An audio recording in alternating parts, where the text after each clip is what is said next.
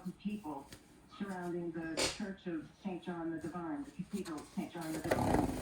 And we were being told that there was a shooter who had come out after the conclusion of a concert, a caroling concert they were holding on the steps of the cathedral. And I saw somebody who saw the actual shooting, and she said he just walked out of the church and started shooting. Another person told me that the shooter was yelling, "Kill me, shoot me." And then apparently authorities moved in within minutes and took him down, is what I was told. I don't know if he was killed or not, but it does sound like he was injured. And instead of dispersing, more cars and police came in. Police started moving us away from the church. I asked an officer why, and he said it's because there is an active shooter that remains in the church. Since then, a SWAT vehicle has been brought in. I'm now seeing they're bringing dogs in. They are police. I see that they're wearing police, but they are wearing thick jackets, probably. Well, there's scores of police, and there's, that's kind of where we are at the moment. Laurie Neff there. Just before we go, some other news just coming in to us.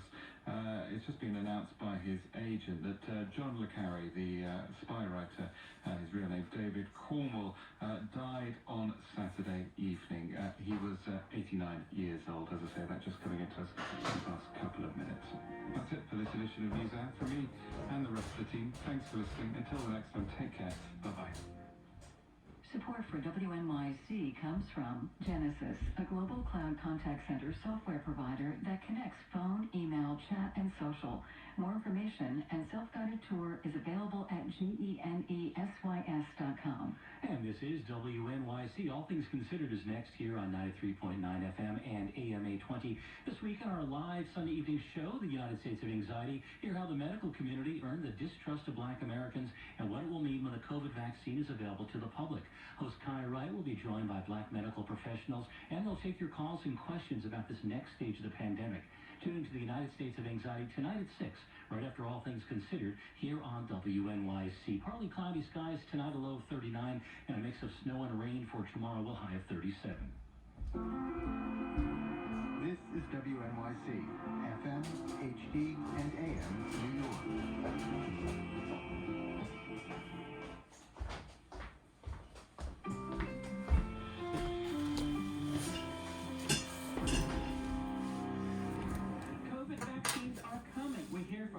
People getting to us. We're so caught up with doing this work right now and so excited about it and so anxious about it, making it work for this country and the world that we haven't even thought about the impact. For Sunday, December 13th is All Things Considered.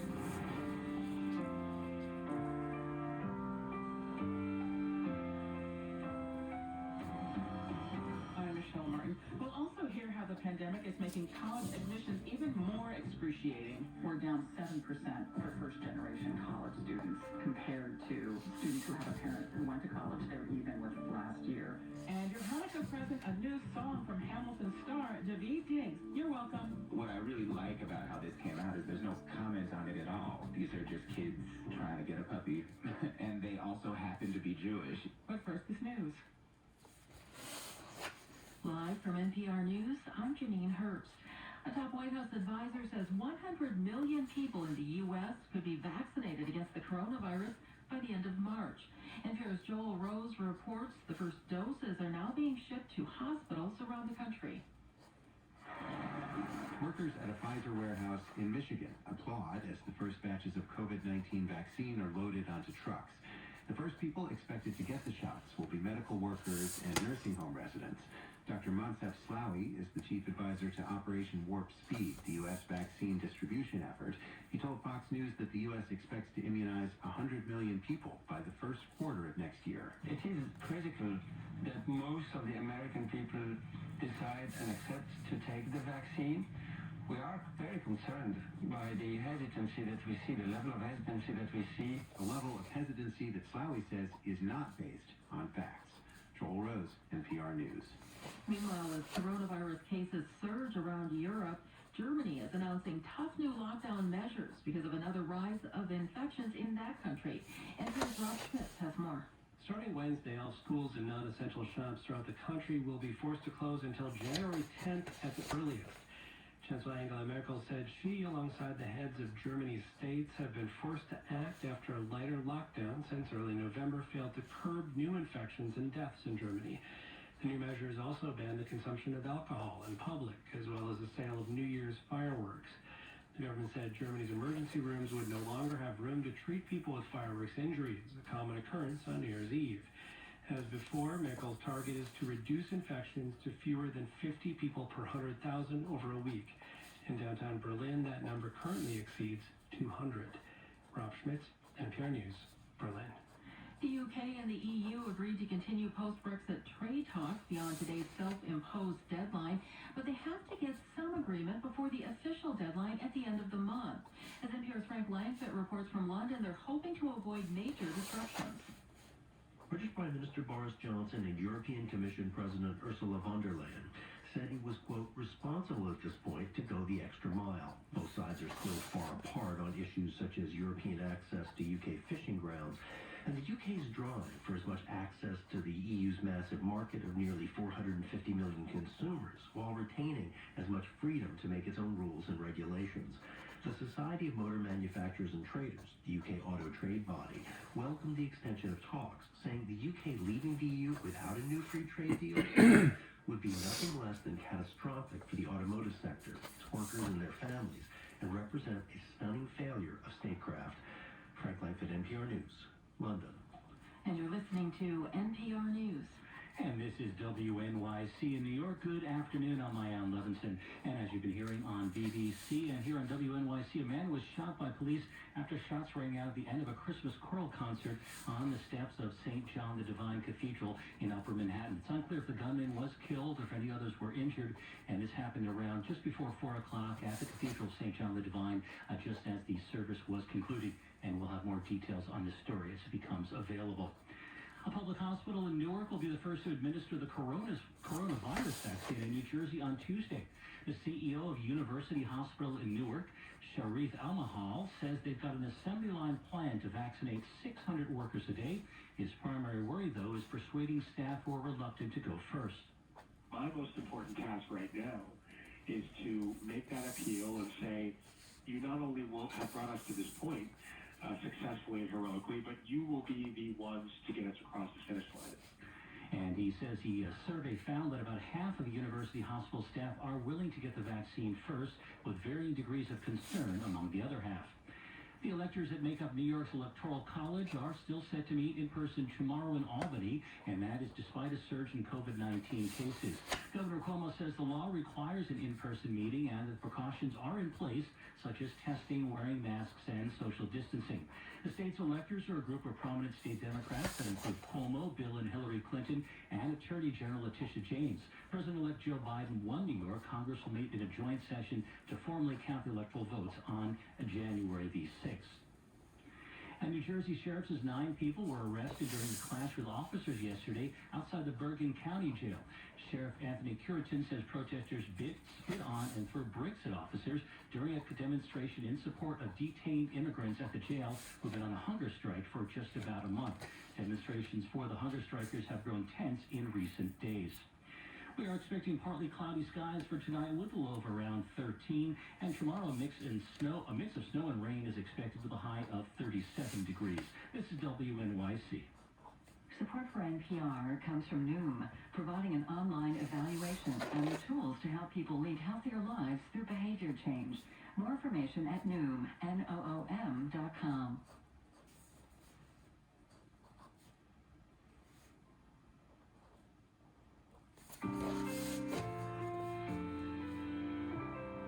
This is All Things Considered from NPR News. I'm Michelle Martin. This morning at a Pfizer plant in Michigan, the first doses of the first COVID-19 vaccine were packed up and sent out for distribution. This comes at a critical time as the death toll here in the United States nears 300,000.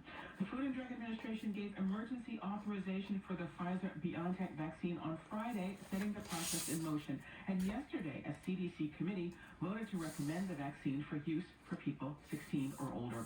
Now those vaccines must travel at extremely cold temperatures across the country to distribution centers in all 50 states.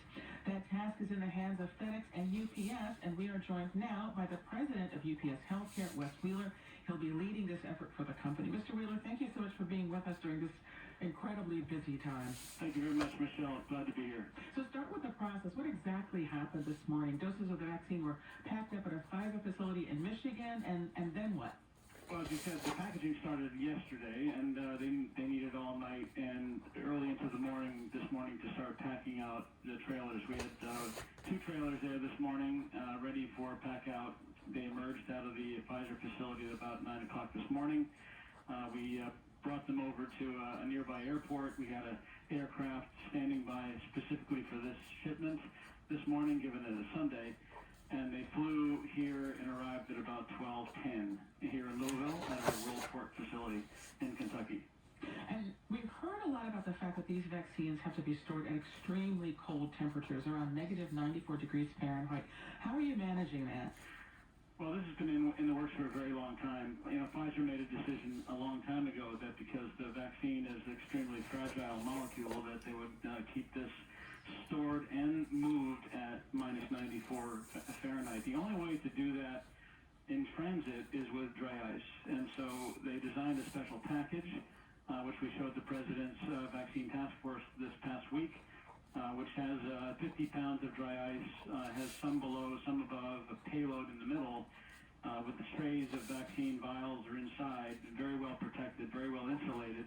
And then on top of the box, they have a GPS tracking device and a temperature probe that goes into the payload. So we're able to see here from the Worldport Command Center that we built the temperature and the location of every one of these vaccine boxes.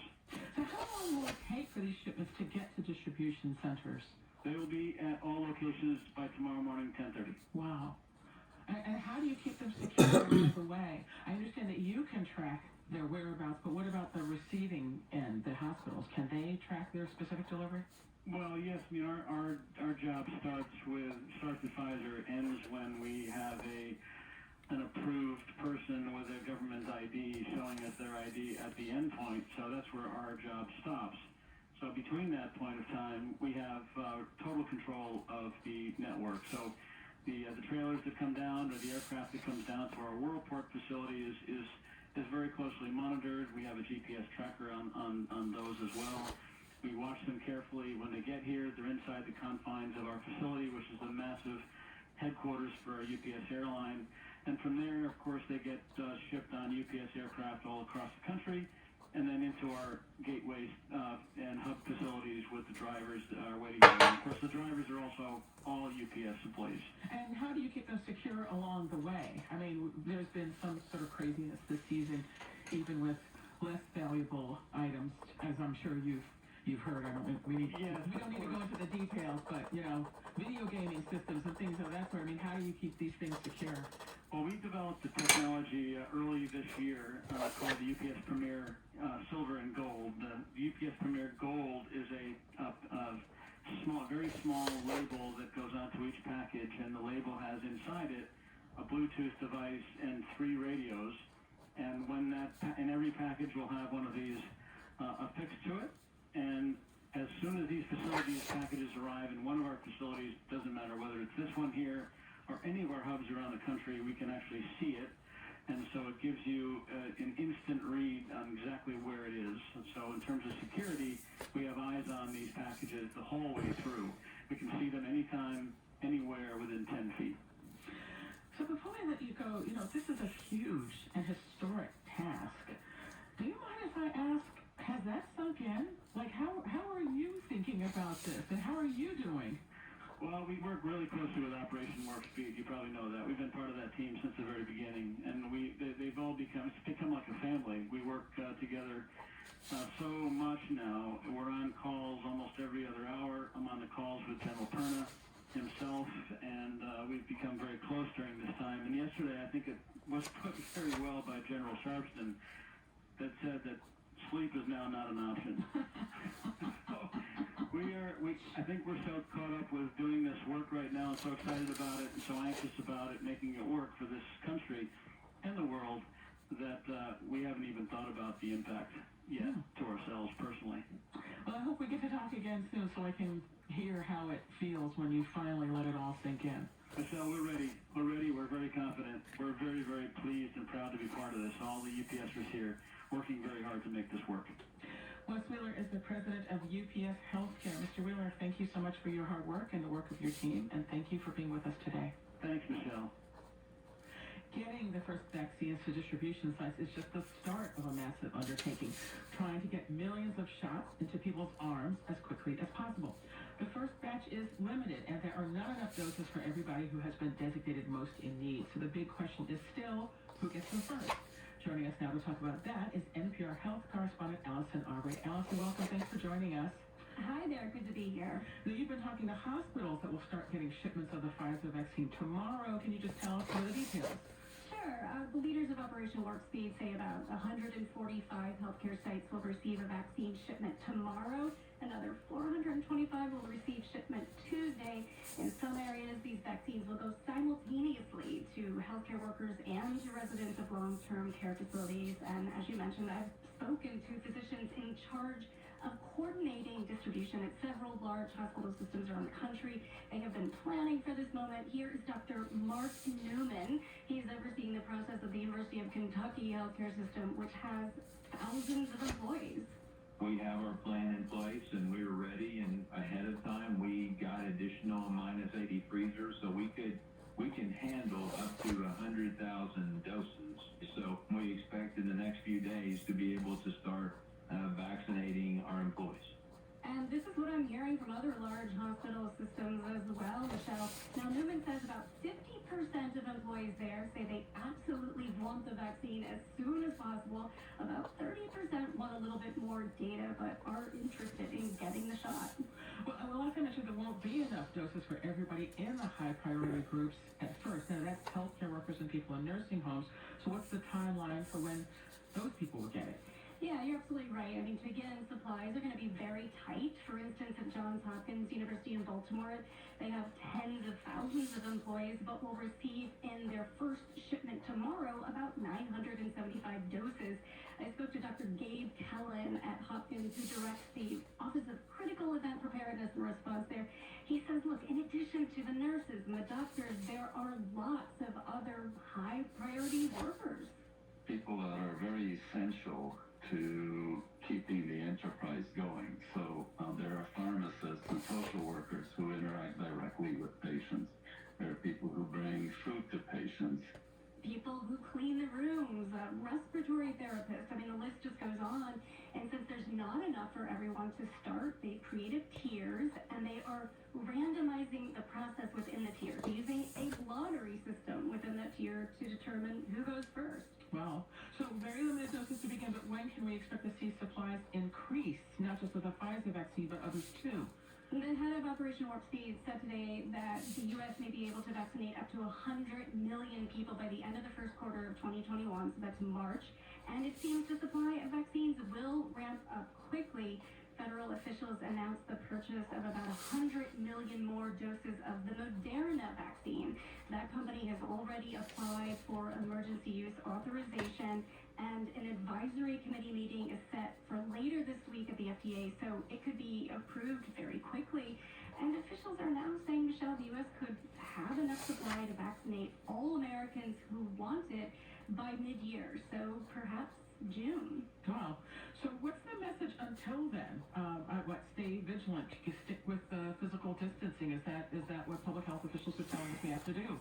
Absolutely. I mean, the virus is circulating so widely. The U.S. is averaging more than 200,000 new cases a day. There are now 2,000 to 3,000 deaths per day. So as wonderful as this vaccine news is, it is not going to stop the current surge. And even with the vaccine, experts do not know if people who get vaccinated could still spread the virus, if they're exposed, even if they don't get symptoms and they have immunity.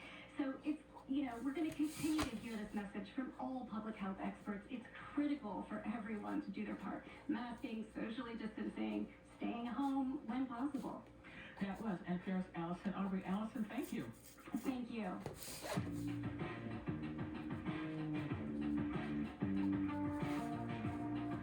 Do you have questions about the COVID-19 vaccines? We thought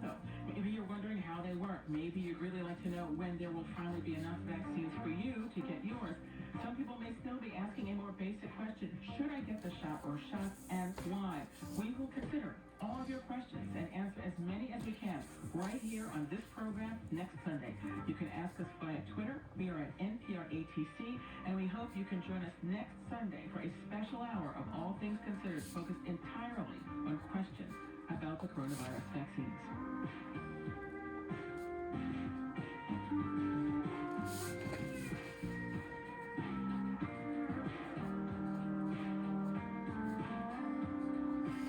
All Things Considered here on 93.9 FM and AM 820 WNYC. Coming up this hour, NPR's Michelle Martin talks to Hamilton star Daveed Diggs and composer Jonathan Snipes of the group Clipping about their recent addition to the holiday song canon. That's coming up on All Things Considered right here on WNYC. Good evening, I'm Ian Levinson. Birding is growing in popularity during the pandemic, especially in the city. Ornithologist and author David Allen Sibley told WNYC's Allison Stewart it's easier than you think to see birds up close in New York. The birds get really accustomed to people just walking by. So species like white-throated sparrow that are normally fairly shy, in Central Park, they're just hopping around on the edge of the walkway. He says it's one of the reasons Central Park is world-renowned for birding. You can hear more of his conversation with Allison Stewart, on all of it at WNYC.org. We are expecting partly cloudy skies for tonight with a low of around 39. Tomorrow's going to be a mix of snow and rain, and it's pretty much going to be a mix all day long. However, little or no accumulation is expected, and temperatures should be around 37 degrees. Sunny for Tuesday with a high near 40, and then Wednesday, looks like then we'll be feeling those effects of the nor'easter. Snow is likely mainly after 1, mostly cloudy with a high of around 34 degrees. It's about a 70% chance of precipitation. Thursday, we also do have a chance of snow showers before 10, mostly cloudy with a high near 35 and breezy. Then we do have sunny skies for Friday with a high of 37. This is WNYC. WNYC is supported by Dancing Deer Baking Company, delivering natural scratch-baked cookies and fudge brownies to family and friends for over 22 years. Dancing Deer Baking Company. No matter the distance, we got you covered. More at dancingdeer.com. I'm Molly Wood, host of Marketplace Tech.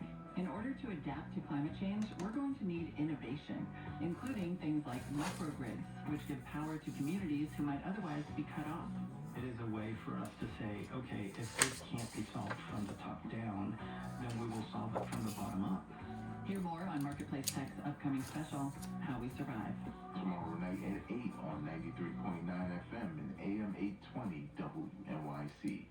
Support for NPR comes from WNYC members and from Capital One. Capital One's banking app lets people manage their money anytime, anywhere. Capital One. This is banking reimagined. What's in your wallet? Capital One NA. And American Jewish World Service, supporting human rights advocates worldwide as they respond to COVID-19 and defend democracies. Learn more at ajws.org.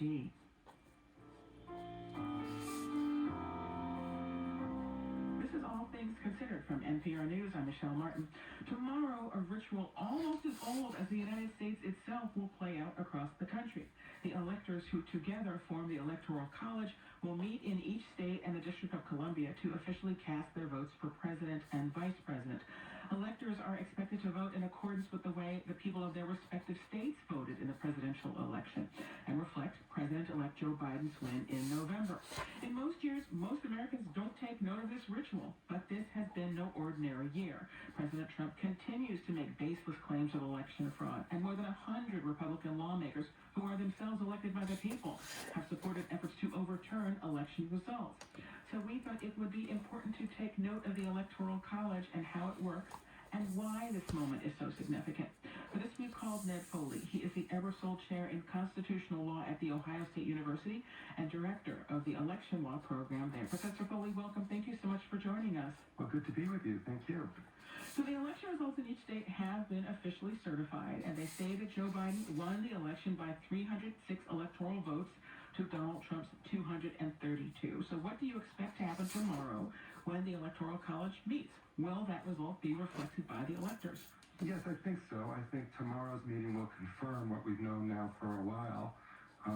There's always a chance of a tiny hiccup or a little bit of theater involved, but as a matter of law, In formality, it will confirm the result of the election. And then what happens? That's not quite the end of it. What happens after that? Well, Congress has to receive the electoral votes from all the states and count them and confirm the result. That happens on January 6th, and that's also required by the Constitution. Let's go back to kind of the current moment. And as I think most people know, the president has been claiming, without any basis, that the election was stolen from him. And he has continued to insist upon this to his supporters. He's been supported in this by many people in the conservative media. We see that there have been demonstrations all over the country, including a very kind of raucous and at times violent one here in the nation's capital, last night. Is this putting electors under increased pressure to go against the way the people in their states voted? Do you think it's having any effect? Well, I mean, it is a concerning development in our democracy. I mean, it is essential for democracy to work that the team that loses accept defeat. Each time there's going to be a winner and a loser, and the conflict is taking turns, right? We hold elections for president every 4 years. Sometimes one side wins, sometimes the other side. And this year there's been this especially unfortunate development that the losing side can't seem to accept defeat. I don't think that's going to have a practical effect, again, on the legal and official result, at the meeting on Monday tomorrow. But I think it could cause there to be some demonstrations, perhaps in some of the state capitals, or some commotion as part of the process, and it may make just the process of actually casting the votes a little bit more fraught than it should be. And the president has sought other avenues to support his, as we said, baseless claim. On Friday, the Supreme Court rejected a lawsuit which was brought by Texas that sought to overturn election results in key states won by Joe Biden: Michigan, Wisconsin, Pennsylvania, and Georgia.